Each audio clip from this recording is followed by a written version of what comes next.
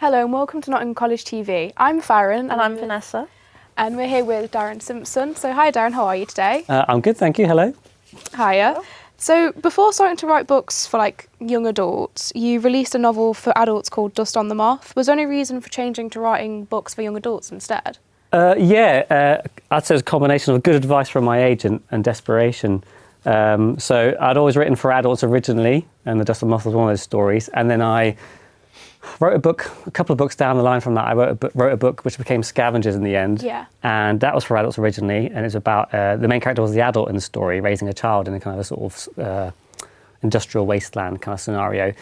And my agent liked it, but she said, the kid in this story is actually far more interested than the adult. What about if you flipped the story around and had the child as the focus? We could maybe pitch this to children's publishers.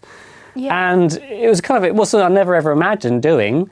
But by that time I'd written about 4 books without that much luck, so I was quite desperate to try anything really. So I did it, and then I finally got my first book deal, so it kind of worked that way. And again, it was a bit unnerving because I'd never planned to write for children, but actually it's a really happy accident because it's a really great audience to write for, and I really love all the stuff that comes with it in terms of visiting schools and meeting young people.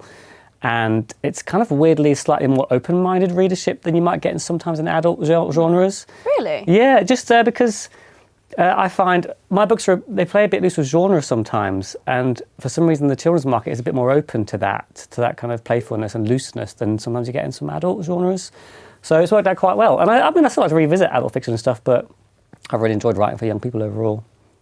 Yeah, so even though you enjoyed writing for young people, it seems to work out really well for your success and everything. Do you think you would ever try and write for adults again, or would you stick strictly off it? I think so, not just because it's kind of what I started off doing, and I probably still read primarily fiction for older readers too, but I think for me it's kind of almost a box to tick. I'd like to keep on writing for young people, but I would also like to kind of get a few adult books in my CV as well, if you know what I mean. Just because I've got certain ideas that would lend themselves more to, obviously, as much as there are certain freedoms with writing for young people, there are obviously, in terms of sort of how dark you can get or certain themes you can approach for adult readership, there's more you can do there. So they have ideas that lend themselves to that. So yeah, I would like to revisit that. I've got some ideas that I would like to approach at some point, but right now the momentum is all kind of with the stuff for younger readers. So I'm going with that for now. Yeah, makes sense, really. Yeah. So talking about Scavengers, it was your debut and it was released in 2019. It was a Guardian bestseller. How did that make you feel? Pretty good. Yeah, I can imagine. No, it felt good. Actually, as much as I'd like to say I was kind of, I was like ecstatic and jumping around, which I was a little bit, but mostly it was just relief. I think I remember because obviously Dust on the Moth was quite a small crowd-funded thing, and after that I wrote 2 more books that didn't really go anywhere, and I was quite close to giving up, if I'm honest. I actually remember sitting in Nottingham Contemporary, not too far from here, my wife saying this Scavengers book, I think it's probably my last shot because it's just not worth the time putting into it. It's not really paying off. And so when I got an email from my agent saying this publisher want to take this book on, and it started obviously getting received really well. It was like a dream come true. But again, I was excited, but I was just relieved. I was so relieved that all those years had paid off. It kind of meant that none of those books that didn't get published were wasted. They were all practice that led to something in the end, which is what I always tell young creatives anyway. Everything you do doesn't work out. It's never wasted. It will always lend itself towards your success in the end, So you learn from your experience. Absolutely, yeah. So nothing that fails as such is ever wasted. It's all part of the journey, Yeah. So yeah, when I got all the good reviews and the kind of things that came with Scavengers, I was over the moon, but mostly I was just really, really happy to finally have to pulled it off in the end. I felt very, very lucky as well, very privileged. So you'd say that definitely motivated you to write further? Yeah, I'd say so. So I had ideas after that where, I'd finally got my foot in the door. I had some other ideas floating around, which I suddenly had a publisher and an editor to pitch those to. So yeah, it made sense to sort of keep going and build upon that. That was the idea. So, outside of your own books, what authors have you been inspired by, or have inspired you, outside of maybe your writing, but in your own life? Yeah, that's a good question. It's kind of a tricky one because my reading is really, really eclectic, and I've never really sort of read one author I thought, this person makes me want to write. But I guess because I do write for younger audiences, I think back to stuff that I enjoyed when I was a younger reader, and Roald Dahl was a really, really big deal for me. I think just because I'd never come across being very young reading The Twits by Roald Dahl, and I couldn't believe how grotesque and cruel and funny it was, you know, and that was quite new to me at the time, and that really opened my, and I started like devouring Roald Dahl books after that, and all the sort of play with language, the made up words, which found that its way into Scavengers in ways, a lot of made up words in Scavengers. So I think Roald Dahl was a very sort of formative influence in terms of making me a very keen reader, which fed into my writing, you know. Beyond that, I remember I grew up in army estates, and there was no British libraries. I was in Germany, and we had so I ran out of some children's books to read, and all I had was, YA wasn't really such a thing back then. It was just my mum's bookshelves, and my mum had lots of Stephen King and like horror writers, so I started reading a lot of adult horror stuff. So I think Stephen King was a really big influence, and I sort of revisit this stuff now as an older reader and find a lot more in it, you know. So I'd say those two are sort of very formative influences in terms of writers that influenced me, yeah. So, we've talked about, you know, books that have influenced you and books that you favourite, but what about your own books? You know, do you have a favourite? Why? Oh, that's really, really hard. I mean, often it tends to be the last one I've written, because that's the one I've been mostly immersed in recently, and that's the one that feels like it feels like a consolidation of all I've learned from writing my previous books and stuff. So right now I'm super excited about Thirst, which has just come out very recently.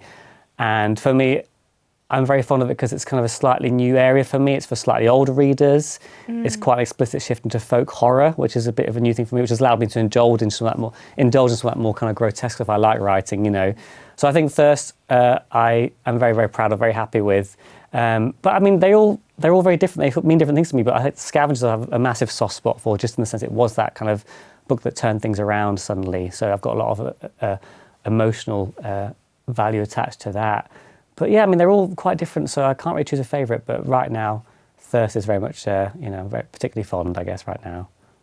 So have you always had a passion for writing since you were young, or is it something you've only really developed later in life? It did come later, really. I've always been a keen reader. I always read lots. I used to love reading. I still read tons now for obviously entertainment and mental health and all sorts, you know.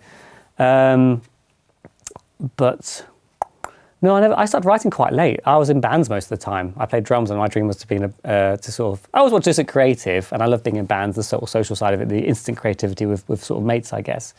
But I think after around my mid-20s, I got a bit frustrated with relying on bandmates to get things done. I thought, what can I do creative all by myself?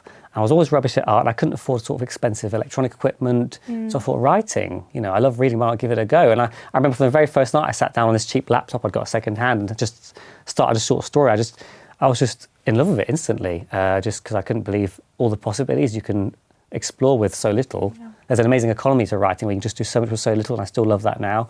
And also I found myself very relaxed after writing. It kind of it's almost like you get a bit of a Zen state where you're so focused on it that everything else kind of disappears, and so it's quite healthy. In the zone. Yeah, and it's quite healthy in that sense, and I think I still get that from writing now. So I think I tried it as an experiment around my mid-20s, and I just fell in love with it straight away and got quite obsessed with kind of doing it for a living and sharing stories, I guess. So going back to your book Thirst, it involves quite a lot of folklore and things, and some of your other books also involve that. Is there a reason for that? Are you really interested in folklore? It's something I've always had, a passing interest in. I like old stories. I like kind of old bogeymen and kind of creepy stories from the past, and all the sort of folklore stuff that's fed into a lot of the horror stuff we have today, I guess. Ideas, I guess, like vampires and zombies and stuff. But I think it's the more obscure stories that interest me, the very local stories. And I think what happened is after Furthermore, I decided it'd be fun to try and write a horror story, just because I like reading horror, and I thought it'd be fun to sort of just like commit to the genre.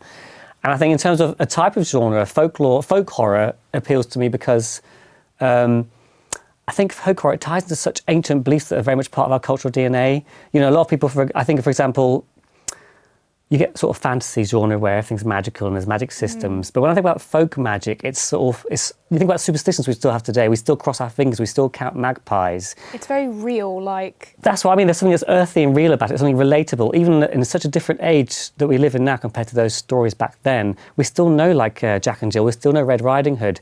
These things are still such part of our lives. And because of that, I think folk horror is a bit scary because it does tap into like an almost subconscious cultural DNA we've got, if that makes sense. So I thought if I was going to write horror, I'd draw on folklore just because it resonates somehow in a very deep way. Everyone can kind of read it and feel the fear. I think so. It's just, it doesn't matter what culture you're part of, folklore is there. Yeah, it's such a universal, it's so local but also so universal. And that's what I noticed when I was researching folklore, you get a lot of ideas that are very local to one place, but versions of it will exist all around the world, which shows kind of there's a very universal, it taps on very universal ideas of community and fear and stuff, you know. So I think that's why I chose folklore. I've always been interested in it, but also it's so rich. So when you start actually researching it to get ideas for books, there's so many layers to it, you know. So I just found it was just a really rich kind of place to sort of dig into and use and adapt to writing horror stories. So it's been, folklore is something to go that deep into it. It's kind of new to me, but it's I feel there's so much more I can take out of it. It's amazing. Yeah.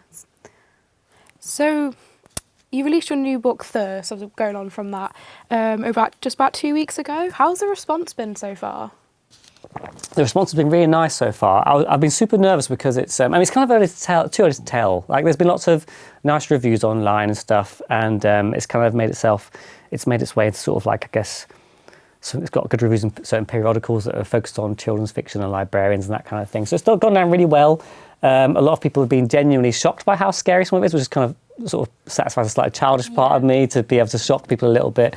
So yeah, it's gone down really, really well. But one thing I've learned is that you can't really tell in the early days. Sometimes a book can make so much noise when it first comes out, but it's really the long game that counts. So as much as I'm enjoying the noise right now and the nice reviews and stuff that come in, you can never really tell maybe like till years down the line how a book has really gone down, because if it's still hanging around, if people are still talking about it down the line, if it's still finding its way into classrooms down the line, if you get a sudden sales a rise in sales, like, you know, years down the line. That's what I kind of look for. You know it's a success. It's the long-term thing, yeah. So I can't judge just yet. So I'm really enjoying kind of how it's going down so far. And yeah, people have been really enjoying it. And it's reached a new audience in terms of like, it's kind of, you know, kind of YA audience. A lot of bloggers and Instagrammers who specialise in spooky stuff and horror stories are sort of getting quite into it and sharing that. So it's nice to see it's nice to sort of open up into a new area, I guess, a little bit. So scary to sort of have the change, but also exciting. So I can't tell how it'll go. We'll have to wait and see. All I can do is sort of leave it to do its own thing and distract myself by working on something new, I guess, sooner or later. So one last quick question. For those younger people who are wanting to go into writing and hopefully be successful, do you have any advice for them?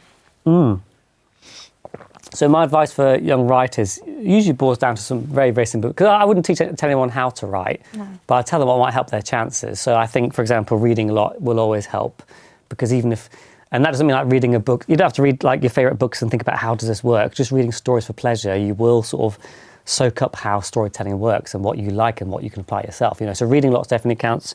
I think just practicing and realising that it is something you have to practice, and to not be hard on yourself if you're not pleased with your first results. It's not a gift, it's a skill, like playing football or getting good at a computer game. That's what I say. So if you are not happy with your first results, don't be precious. It's just start, keep going, and you will see yourself get better. It's a natural thing that will happen.